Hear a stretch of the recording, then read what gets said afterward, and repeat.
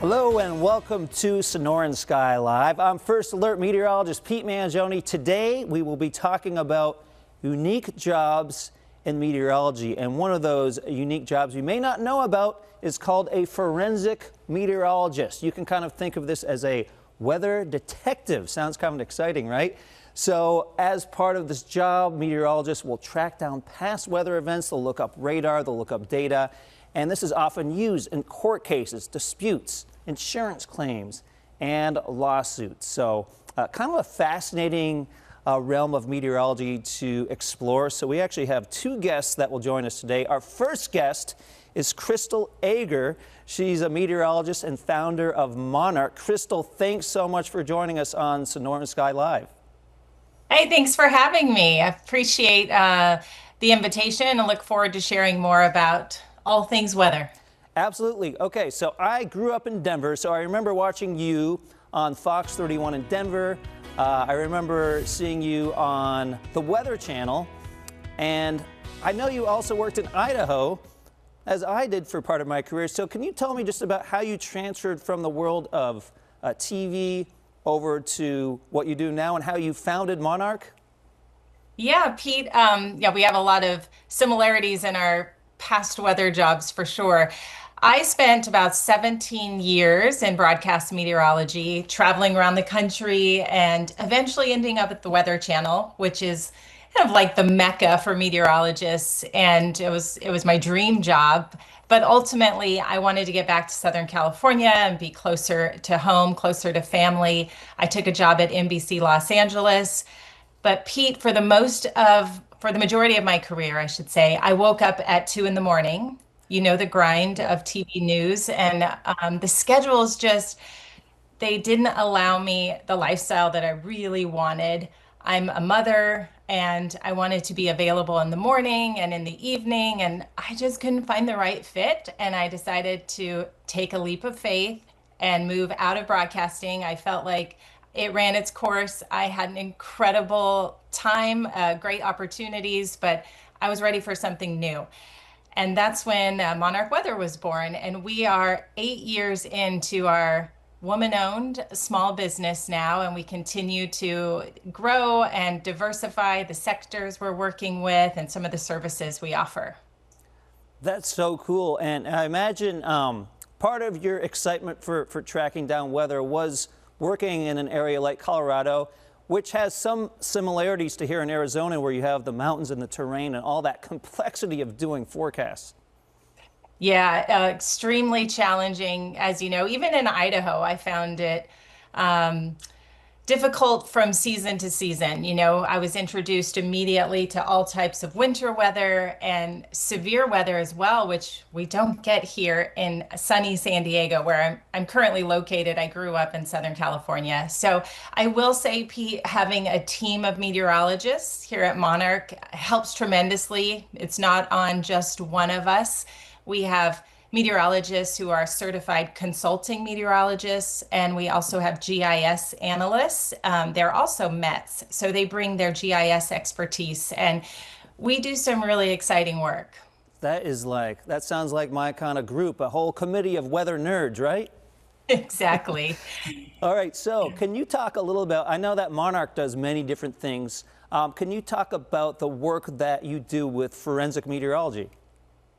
Yeah, it's one of the more exciting types of services we offer. I would say, being a forensic files fan, I love that type of genre and watching real life documentaries and CSI and things like that. So when it comes to forensic weather, forensic meteorology, we get to kind of put on our CSI hats and go back and dissect weather at a specific location and at a specific time. So there are a lot of disputes related to the weather, whether it's car accidents, slip and fall cases, structural damage, even construction delays. Weather is involved for legal cases and insurance claims mostly. And so that's the type of work we do, Pete, as forensic meteorologists. And I find this so fascinating. What happens when, let's say, there is a dispute about a car accident, but it's kind of in the middle of nowhere? There's not a weather station nearby. You may not have good radar coverage. How do you look up something like that that may be kind of in a gap of where we usually have weather data? That's a great question, and that's where the GIS really comes in. Our data team, they are fantastic at what they do. They're able to look at past satellite data, radar, surface observations, and really kind of downscale the information and get at an answer for a location that may not be right next to a surface observation. So utilizing GIS and meteorology, essentially you can, overlay the weather with the terrain and really interpolate the data to get as precise as we can. And yeah, it's really helpful, in especially those high stakes cases where important decisions need to be made. And, they're looking for expert meteorologists to find all the data that's possibly available and come to a conclusion. Interesting. And I'm just curious, have you or have any of your coworkers ever had to testify in court, or do most of these things kind of settle before it gets to that level? The majority of them settle before that level. My co-founder, Catherine Prosiv, she has had to testify. I haven't yet, but I know it's likely in my future. We're actually working on several high stakes cases right now in California. So yeah, I may be testifying within the next year. And I'm wondering, does it get like those law dramas? Is there going to be an attorney saying, Crystal, did it rain or snow? Yes or no? And, it gets kind of tense there. Yeah. I have a feeling it's going to be pretty intense. Luckily, I have at least the live weather experience. The background of TV can only help, right? When you've got someone counting down in your ear and the pressure is on. I remember at the Weather Channel during historic, catastrophic weather events, being at the anchor desk and the producer telling me in my ear, we've got the governor of Florida on the phone in 3, 2, 1. And it's like you have to provide an interview on the spot. So yeah, your communication and ad lib skills really have to come into play. I was going to ask about that because, you're in a position where maybe you're having to explain to an attorney kind of complex scientific information. How does your experience being on TV help you kind of put the science in understandable terms for someone that may not necessarily really understand the technicalities? Yeah, well, it's very similar to speaking to the public, right? We go back and we look at all these weather models and all this data, and we have to interpret it and deliver it in a way that the audience can understand.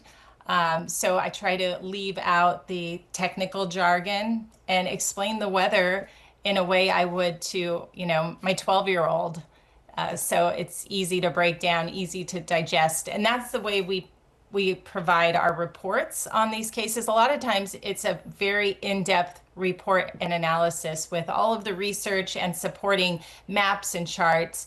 And, we clearly communicate the weather without getting too scientific, if that makes sense. It does make sense. And does flood insurance ever come up? Like someone saying, hey, my house was flooded, and the insurance company says, no, there was no rain, there's no way there was a flood at that location?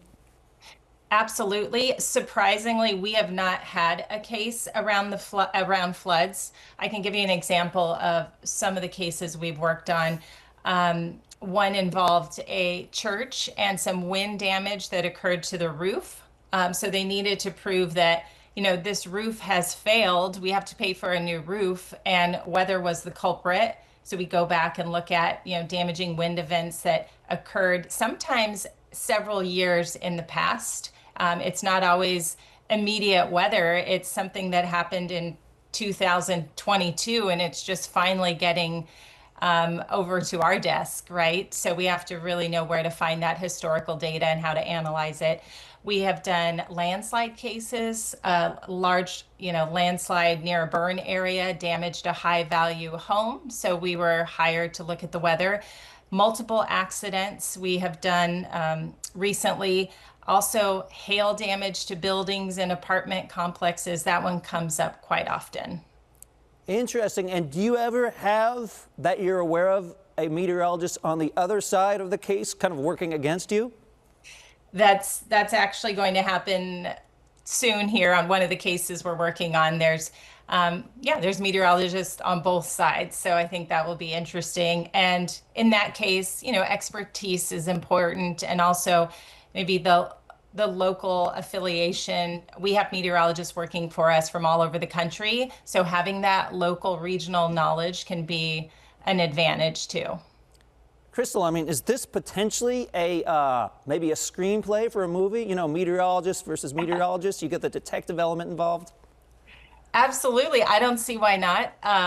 That's a great idea, actually. I'll have to get in touch with some of my producer friends and see if they might be interested. Yeah, I mean, we've got so many cases already that could make a screenplay. I'm sure you do. I'm curious, do you ever use the archives of social media to help with these cases? Let's say there is an event that happened 5 or 10 years ago. There's not a weather station in the area, but hey, you've got something on Twitter or on X or on Facebook, some pictures of that event. All the time. We go back and research news outlets and social media. One important way to do that is looking at what kind of messaging was sent out around a particular event. So we can see what the National Weather Service was communicating, local news stations, just to analyze, was there significant warnings? Were they adequate at the time? So people should have known, what to expect for a particular weather event.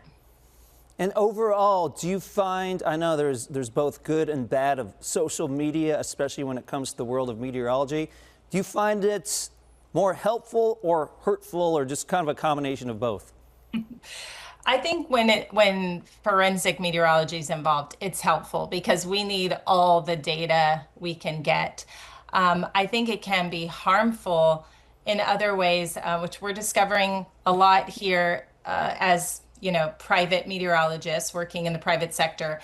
A lot of data and information out there is not valid, and messaging is used for sensationalism and clickbait, right? And we have clients who often tell us, hey, we heard about this hurricane expected to make landfall on, this date 2 weeks out.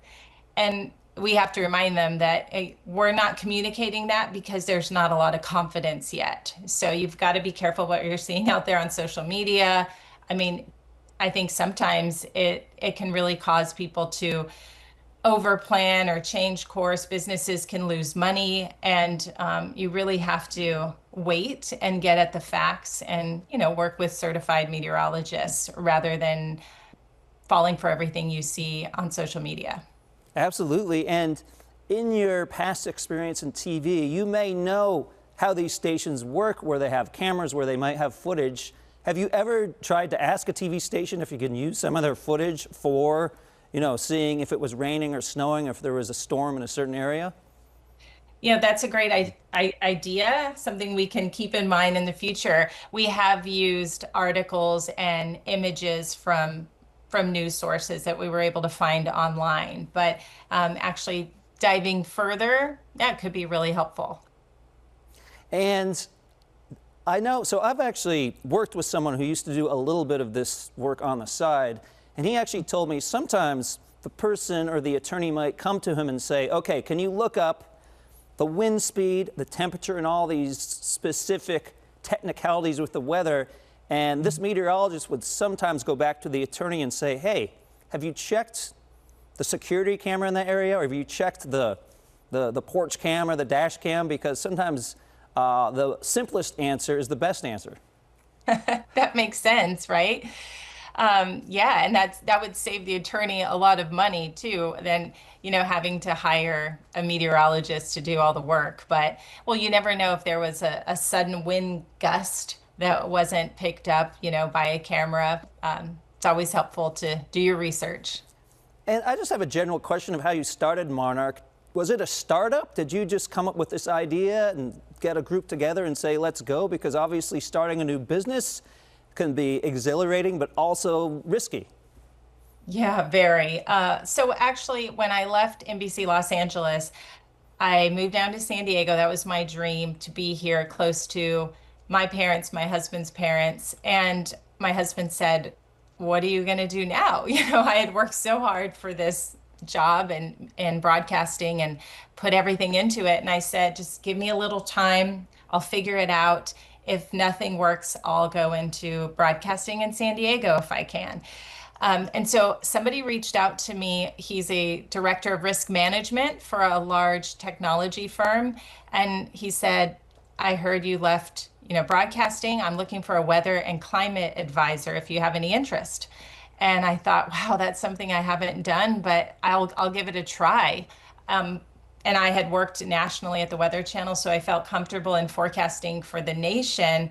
But this job involved looking at Southeast Asia and Europe and monitoring, extreme weather for their locations, their logistics and supply chain.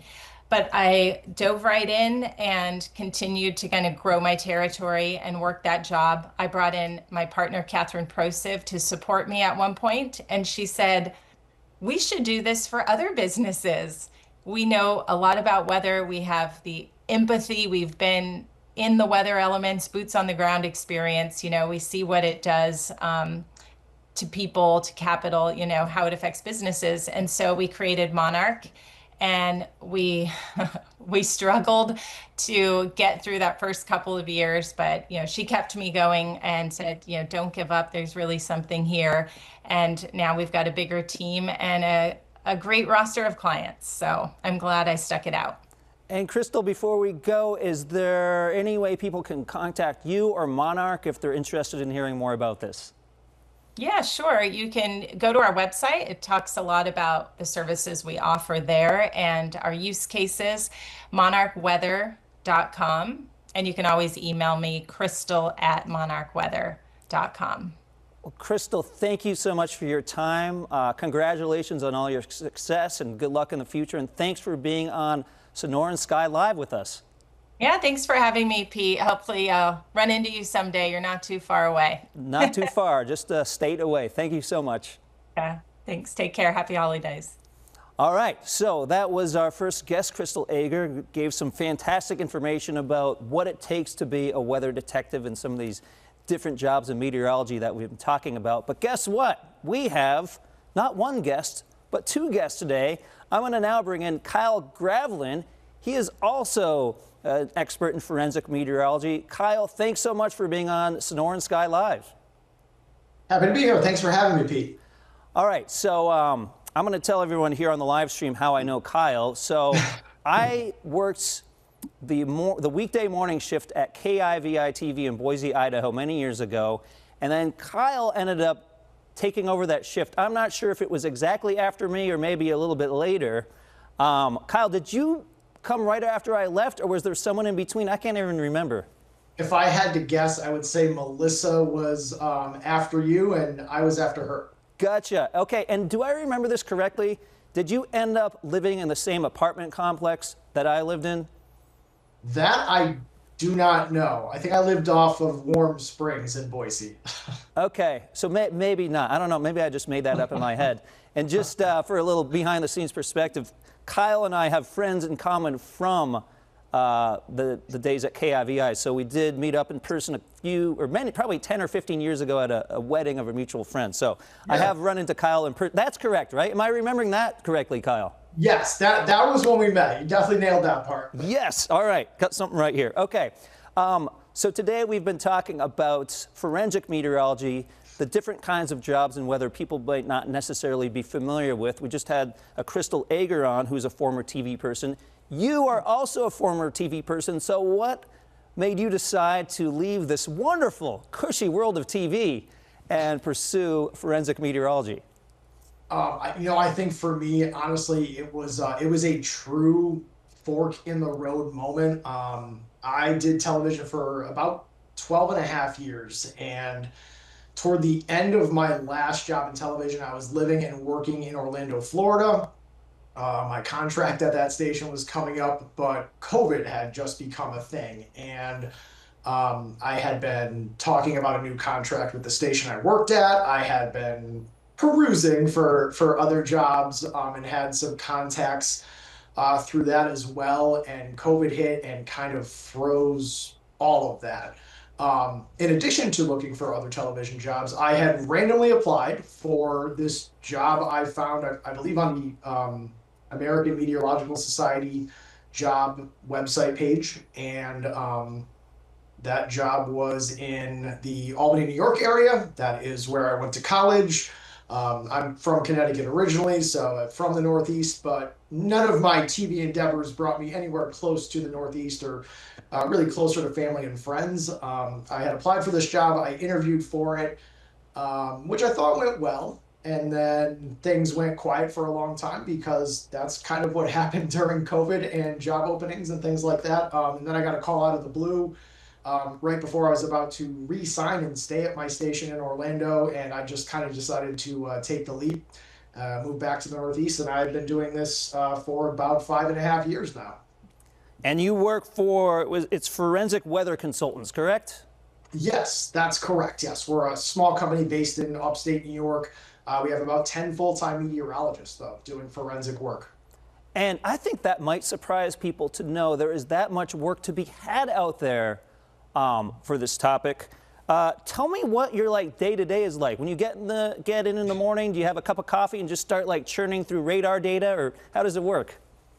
It's actually funny you put it that way because that is exactly how my day started today. Always have the coffee with me, but yes, I literally started today by downloading some radar data for a new case. I believe that was just a slip and fall case, so personal injury type case in the northeastern United States.